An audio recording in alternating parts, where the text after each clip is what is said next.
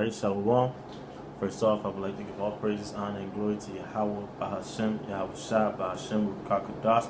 Double honors to the apostles and elders of the Great Millstone. And a sincere peace and salutations to all the brothers, all the Akim that's pushing this word in truth and sincerity, that's laboring and putting their life on the line for this word. This is the brother Ganan for the DC camp. Back at you. I would like to extend the show called The Milk, which is for brothers that haven't seen The Milk yet. It's very basic breakdowns, very basic points. The scriptures, it's really for brothers that's just coming into the faith. Lord's will, this one is going to be entitled, Can We Drink? Can we drink strong drink? Can we drink wine? Wine in the Hebrew is yayan. Strong drink is chazak. Shata, chazak is strong. Shata is drink. So can you drink? And the reason why I'm coming up with this breakdown, these few scriptures, it's gonna be a quick video. Is pretty much because I remember when I was first getting out of Christianity, they try to demonize things that you can do, so to speak. They twist up the they fill you with a lot of BS, so you'll think you have to cut drinking. I know me coming in, I thought I had to cut sleeping with women. Just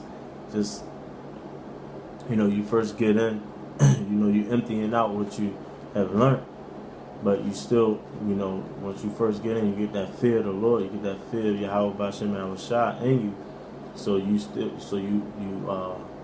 go back onto what you learned in Christianity until you're learned. So these real basic breakdowns is to break down that you can drink, through the Spirit. But I'm gonna let the scriptures break it down. This is Sirach 31 and 27. It says, "Wine is as good as life to a man, if it be drunk moderately." Right, wine, yayan, is as good as life to a man if it's drunk moderately. So you have to know how to control your liquor, so to speak. You should know your limit. And wine can be considered a strong drink as well. I'm gonna keep reading. It says, "What is life then to a man that is without wine? For it is made to make men glad." Right, this was made to make men glad. This was put here for us. It says, "Wine measurably drunk and in a season bringeth gladness of the heart and cheerfulness in the mind. But wine drunken with excess maketh bitterness of the mind. Maketh bitterness of the mind with brawling and quarreliness." Right, and bring bitterness of the mind. Wine bringing, drinking it with excess. With brawling and quarreling of the mind, it riles up your spirit, man. That's why that's why they call it wines and spirits. You're gonna have to know how to control the spirits that you're putting into you, man. If your spirit not strong enough, you should know how to monitor that and to pretty much rule what's going on. This is quick precept. Proverbs 25 and 28, it says, "He that have no rule over his own spirit is like a city that is broken down without walls." Right, you have no protection. If you can't rule your spirit, it's just gonna go all over the place, man.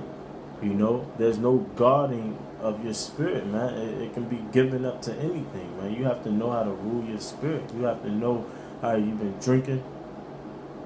You've been drinking a lot. And you're going to have to know when it's time to, fast from drinking, take some time off from drinking.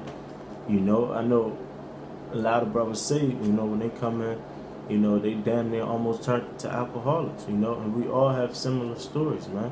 You have to know how to monitor your drinking, man.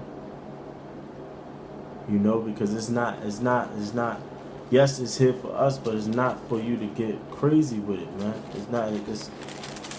Look, oppression maketh a wise man mad, and this truth, for the weak-minded and for the weak spirit can drive you crazy. And when you first coming into this truth, it can drive you crazy. And drink is gonna be your friend. It's made for us, it's put here for us, but you gotta know how to drink it moderately. You gotta be wise, you gotta be circumspect. Continuing on in Sirach though, verse 30, it says, drunkenness increaseth the rage of a fool till he offend. Right, drunkenness increaseth the rage of the rage of a fool till he offend, and you don't want to offend. Meaning you don't want to offend one of your brothers, you getting all twisted up, you getting drunk, and then you falling out of line, starting to talk back to an elder brother, you started, you've been offended by an older brother or someone over you, and now you finally want to say what you want to say, man, just because you're drunk. That's why you're supposed to drink moderately, man. You're not supposed to get balls out, man, assed out, so to speak. You're supposed to know how to control yourself. That's why I read the scripture in Proverbs 25 that you have to know how to control your spirit, rule your spirit. If your spirit ain't strong enough to intake the spirits that you're putting into you, which is the drink, you need to know how to monitor that. You need to know how to cut it, And even, I use the example of an older brother, but even a younger brother. You don't want to offend, man. Too much rebuke ain't good neither, man. You can't, you got to know who can take what, man, because especially if brothers are sincere, man, and you just drunk, so you just throwing out every little thing, you got to know how to monitor your drinking, man. You got to be wise and circumspect.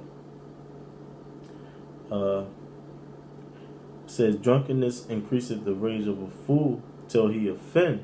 It diminisheth strength and maketh wounds. Right, it diminishes your strength, man. It makes you weaker. The more and more you drink, the weaker and weaker you get, man. You got to know how to balance this, man. You got to know how to drink it in the season, as it said earlier. It says, and maketh wounds.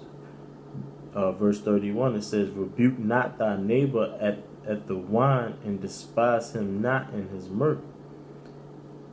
Right, it says, rebuke not thy neighbor at the wine, and despise him not in his mirth. Right, so when you see a brother just in that, leisure time, their downtime, and they're drinking, you're not supposed to go and rebuke that brother for drinking. Meaning it's okay to drink, And that's really what the message is. It's okay to drink, man. You can't don't let nobody demonize you because you decide to drink. Ain't nothing wrong with drinking. Or you supposed to be a man in the Lord, but you're drinking. You damn right. The pressure maketh a wise man mad. We get some downtime. We're going to drink our Chazak Shatab. We're going to drink our Yayan. And we're going to sit back, watch our videos, and do our thing, man. We in captivity, man. So until that luxury is taken away, man, indulge, man. One of the brothers said one time, he said, man, drinking is therapeutic, but at the same time, you just got to know your limit. It says, rebuke not thy neighbor at the wine, and despise him not in his mirth. Give him no despiteful words, and press not upon him with urging him to drink. Right. Now, when you got a brother that don't drink, that decide not to drink and don't want to drink, you're not supposed to urge him with drink. You're not supposed to peer pressure him or bait him to drink. It's okay to not be a drinker, man. But it is made for us. So for the ones of us that do drink, ain't nothing wrong with that. But you gotta know not to peer pressure him. This is Proverbs 31:3. Proverbs 31:4. It says, it is not for kings, O Lemuel, it is not for kings to drink wine, nor princes strong drink. Now, this is King Lemuel's mother talking to Lemuel, and it says it's not for kings to drink wine, nor princes to drink. It says, lest they drink and forget the law and pervert the judgment of any of the afflicted. Now, you'll read that and be like, well, we're not supposed to drink then. But that's not true. That's not true. It says, give strong drink unto him that is ready to perish, and wine unto those that be of heavy hearts. What are we right now? You know, we ready for this flesh to perish, and we're of heavy hearts. You know. Now, the true breakdown is that one that's ready to perish is someone that's on their deathbed, you know, got ailments, you know. But when you're casting down the judgment, you are to have a clear mind as a king. So it's not for king to drink. You know, when you're casting down judgment, you're supposed to be wise and know how to discern. But when you're in your leisure, like when you out there in the highways and the edges, it's not smart to be drunk. It's not smart to be drinking before you do that, you know. But it's okay to drink, as I've read in Proverbs, you know. But at verse 7, it says, let him drink and forget his poverty and remember his misery no more.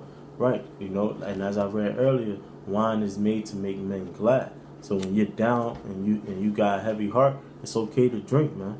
It's okay to drink. You know, so don't let somebody, you know, try to come at you and bring a stumbling block onto you because you decide to drink, you know. And Lord's willing, you know, and this is for the younger brothers that's just coming into the faith, you know, dropping out that Christianity and those other doctrines, you know, just letting you know it's okay to drink, man. You know, in Lord's will, this was edifying. This is episode 17 of The Milk.